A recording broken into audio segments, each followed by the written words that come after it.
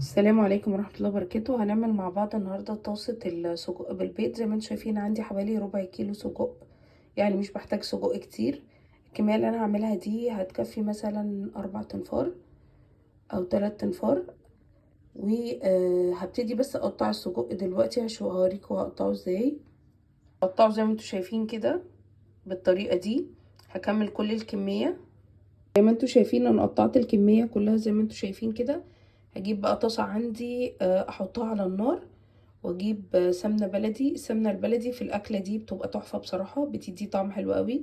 وعامه السمنه البلدي في البيض، يعني حتى لو هتعملي بيض بس اي حاجه داخل فيها بيض ويكون فيه مطقوش او مقلي، بيبقى طبعا السمنه البلدي بتدي طعم حلو قوي وبتفرق في الطعم. انا عملت فيديو على القناه ازاي تحولي الدهن الحيواني لسمنه بلدي بمكون موجود في كل بيت، مكون واحد بس.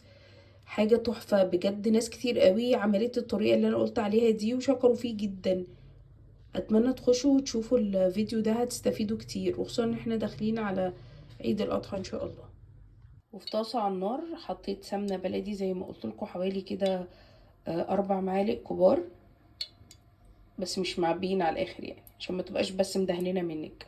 هبتدي دلوقتي انزل عندي بيه السجق اللي انا قطعته وابتدي اشوح. بس ايه، مش هعلي النار، يعني هوطي النار او النار تبقى وسط. تمام، عشان بس ايه انا مش عايزاه يفك كده ويتبهدل مني. انا عايزاه يفضل ماسك نفسه على قد ما اقدر. تمام. خلي بالنا يا جماعه واحنا بنيجي نعمل السجق، عشان بيبقى فيه نسبه دهن برضو، بيبقى فيه نسبه ملح، فما نحطش ملح كتير. ناخد بالنا واحنا بنحط الملح بالذات للسجق، لان السجق بيبقى فيه هو مملح اصلا. تمام، زي ما انتم شايفين. والله عايزه اقول لكم الريحه فظيعه. السمنه البلدي يعني بتعمل شغل عالي قوي. بصوا تحسوا كده ان هو نزل دهون تاني.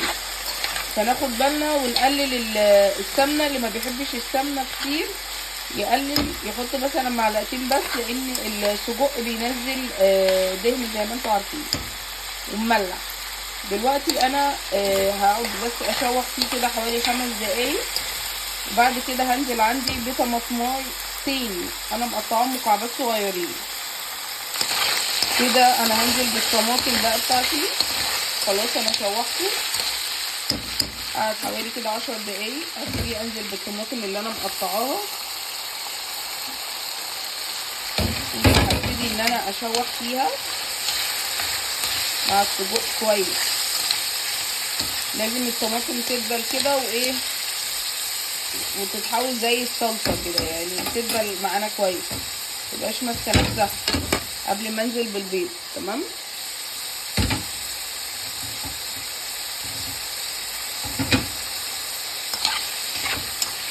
وهنا هبقى مخليه النار وسط مش واطيه. تمام.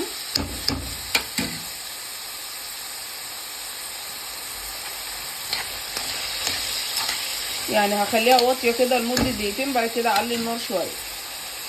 ودلوقتي حطيت نص معلقه من الكمون، نص معلقه صغيره من الكمون، ورشه بسيطه كده من الفلفل الاسمر، وحطيت حوالي ربع معلقه صغيره من الملح.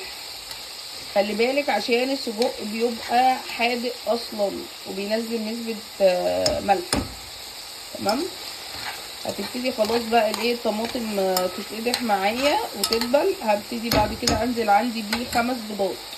الاكله دي قلت يا جماعه تكفي من 3 ل4 انفار. هتزودي العدد يبقى زودي البيض والسجق. ودلوقتي هنزل بقى عندي بيه ال5 بيضات، واتاكد من الحوض بتاعها كويس. وهتاكلوا احلى بيض بالسجق او طاسه سجق بالبيض، من اجمل واحلى واسهل واسرع الاكلات. اتمنى ما تنسونيش باللايك والاشتراك في القناه وتفعلوا الجرس. والسلام عليكم ورحمه الله وبركاته. كل سنه وانتم طيبين.